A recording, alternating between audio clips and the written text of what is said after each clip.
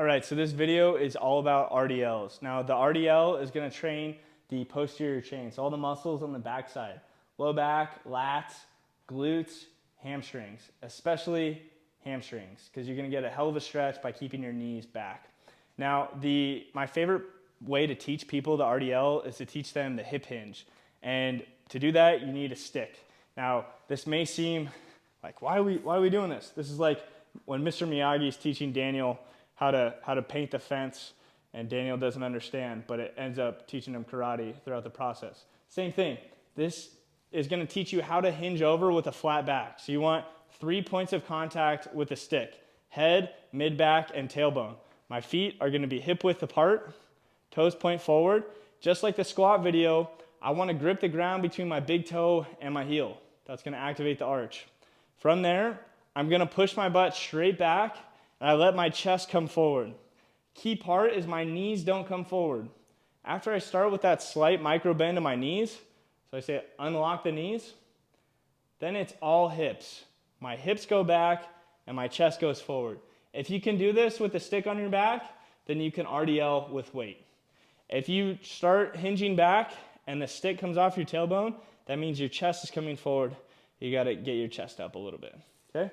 So from there, then you could move on, pretend this is a barbell, to the barbell in front of you. So same thing, slight bend in the knees. I'm gonna grip the ground between my big toe and my heel. With the bar, I wanna try to rip the bar in two. So I'm trying to pretend like I'm ripping it in two, and that's gonna engage my lats. I brace my stomach, and I push my butt straight back, and then I drive up. We wanna work to being able to go below the knees without the knees coming forward, and then eventually to mid shin. You're gonna feel an incredible stretch in your hamstrings as you do this. Okay, so then from the barbell, after you feel comfortable with that, then you can start adding on some weight. I would start with 25s on each side, then build up to 35s, and then 45s, and then the weight will just start coming. Okay, so I'm gonna grip the weight. I go shoulder width apart with my grip. I'm gonna try to rip the bar in two. Here's our review. Feet point forward, grip the ground between my big toe and my heel. Stomach is tight, and I shift the weight into my heels as I push my butt back, and I keep my chest out. And then I exhale, push through my heels to drive up. Inhale down, exhale up. Knees stay behind the ankles. Don't let them come forward.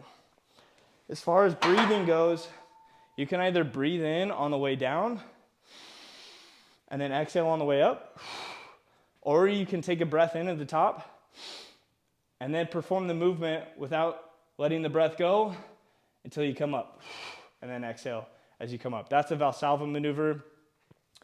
That might be good when you're lifting heavier weights and after you get some experience. But to begin with, probably better to inhale on the way down.